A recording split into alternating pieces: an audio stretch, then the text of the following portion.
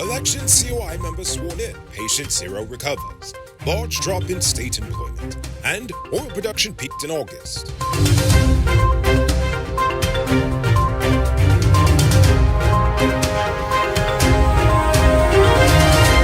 I am Enrico Bulford, and this is Uncut News. Do you see news happening? Send us a tip on WhatsApp at 592-659-6151. The members of the 2020 Elections Commission of Inquiry were sworn in today. Retired Justice of Appeal Stanley John of the Turks and Caicos was named the chairman, while its members are acting Justice of Appeal in the Eastern Caribbean, Godfrey P. Smith, Chief Elections Commissioner of India, Dr. S.Y. Kurashe, and former acting Chancellor of Guyana's Judiciary, Carl Singh.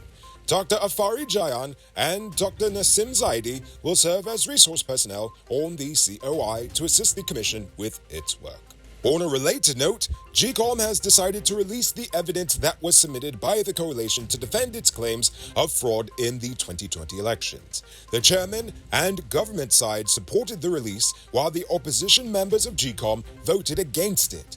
The decision comes days after Nandalal wrote to the GCOM chair requesting the information in question. The Attorney General said that the documents will be shared with the relevant government agencies to verify the claims. He also said he wanted to dispel the opposition's claims of the voting dead. While GCOM had accepted the documents, it never conducted any investigation of the claims. The housing minister says that the CHNPA is set to commence major infrastructure works in Millie's hideout, Linden. These include land preparation for the construction of roads and drainage in the area, which spans approximately 250 acres. Meanwhile, works are ongoing to develop 500 house lots in the Amelia's Ward housing development. On September 8th, 232 recruits began the latest round of basic training in the Guyana Defense Force. A GDF release stated that the official opening ceremony was held at the Colonel John Clark Military School in Takama, Berbice River. Almost 3 weeks after Guyana recorded its first case of monkeypox, the patient zero has been released from the infectious disease hospital after no longer showing any signs or symptoms of the virus. The health minister announced that the 50-year-old patient has been declared non-infectious. As such, he is free to go, as are his relatives, who were placed under quarantine as well. However, the second positive patient and only known active case in Guyana is still under quarantine. Yesterday, 30-year-old beautician Hafiza Vaughn was released on $150,000 bail on a fraud charge. The charge states that on July 6th of this year, Vaughn defrauded Arif Nazruddin of $630,000 by falsely pretending that she was a GRA officer who was in a position to sell a motor vehicle to him, knowing same to be false. It might not be robbery season, but the streets are still mean. That's why you need to get security for your home and business through Sheriff Security Service. Sheriff Security offers well-trained guards, armed and unarmed patrol, marine patrol, canine services. These people even got drones. Why? Because your security is their highest priority. You've seen the rest, now hire the best. Hire Sheriff Security Service. Your home is your most valuable asset.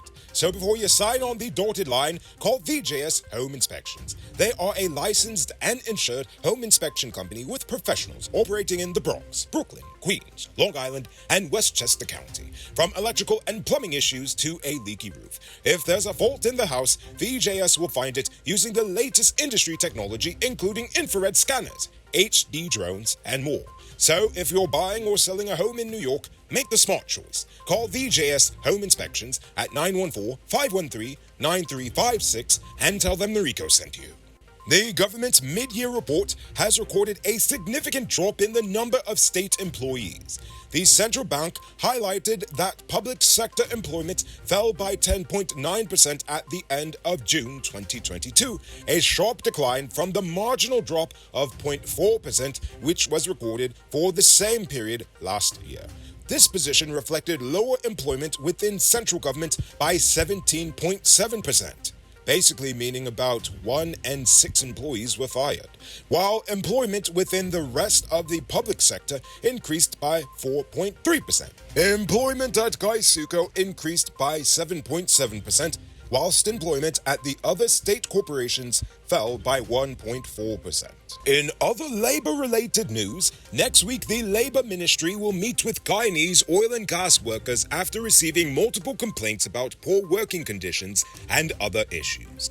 Earlier this year, they had complained about being sent home for months with no pay, whilst Trinidadian workers were being retained. They argued that Guyanese were being paid less than Trinidadians to do the same job, and that even the Trinidadians' stipend was in excess of what locals were being paid. They were more upset knowing that the Trinidadians on rotation were going back to a job at home, while Guyanese workers were being treated poorly. So that's why they will be meeting with said Labour Ministry. Rupanarayan Prasad and Dionarayan Lakan were on Monday sentenced for their roles in the killing of Prasad's stepfather, 39-year-old sugar estate worker Kawal Sivnath, during a drinking spree in 2017.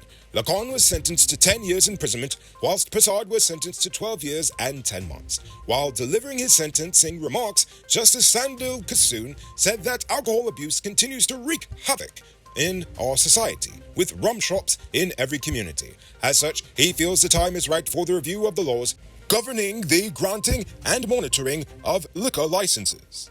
I agree with that assessment 100%.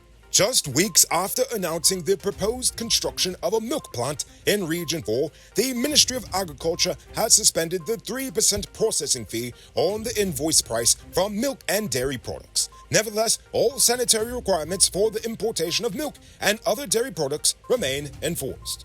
Well, at least that's good. Now for today's oil update.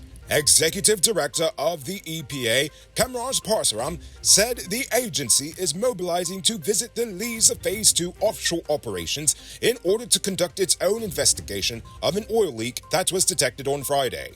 The EPA has yet to update the public as of Saturday. In other oil-related news, recently updated information from Guyana's Petroleum Management Program shows the Starbuck block oil production averaging 372,000 barrels per day for the first half of August. Production in this period reached its lowest on August 4th with just over 245,000 barrels per day, whilst production peaked on August 10th at more than 390 barrels. This peak is the highest recorded production level since first oil, topping the record of 386,000 in July. The Liza Destiny averaged 143,000 barrels per day. Production reduced at 74,000 barrels per day and peaked on August 10th at almost 154,000 barrels. Meanwhile, the Liza Unity averaged 229,000 and production met its lowest point at 170,000 barrels per day on August 4th and peaked at nearly 238,000 barrels per day on August 10th. Are you a truck owner? Pay close attention. Avoid lengthy downtime when your truck broke down.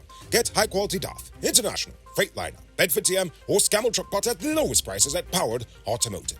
Visit them at Lot 1161 EE Eccles or call them on telephone number 697-0171. Save big on truck parts at Powered Automotive, the #1 heavy-duty truck parts store in Guyana. Now it's time to tell you about Best Buy's Car of the Week. Currently on sale is this 2016 Suzuki Jimmy Sierra 4-wheel drive. It comes with regular and low-range 4-wheel drive, Bluetooth, mag rims, new tires, TV, CD, stereo, fog lamps, back camera, and much, much more. Buy cars for $3.4 million. All pay as low as $700,000 down, with around $67,000 monthly for 5 years, and it is yours. Call or WhatsApp 662-0844 for more info, or visit their showrooms at Lot 171 Peter Road Street, Queenstown, or Lot 2 Lamar Street, and Southern Marico sent you for this sweet deal. Now for our Uncut News Views Poll Question of the Day. Every day we pose a question about current events in Guyana, the region, the diaspora, and how you feel it relates to us. Yesterday I asked, how do you feel about the oil spill? Does it make you nervous at all, or is it just something that we should just grow to become accustomed to? Dimitri V says, I think it's something to monitor, to see how Exxon handles the spill, what the EPA and other environmental agencies think about it, and how much it will cost to fix. We are still without insurance in case of a major oil spill, and that is something to worry about. Nural Prasad says that they are very concerned about the oil spill. Guyana is already in a bad state. What will happen if the oil spill gets out of control? All the money will have to go for cleaning up, and Guyanese will punish more. So, before we get to tonight's question, you can multiply your cash by selling Digicel Top.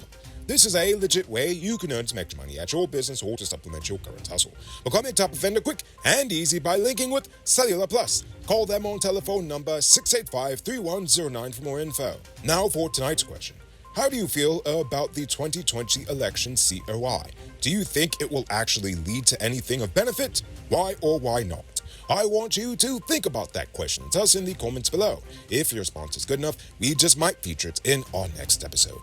Anyway, that's all the time we have for tonight, and check us out tomorrow for another. Until then, I'm Rico Pulford saying good night, folks.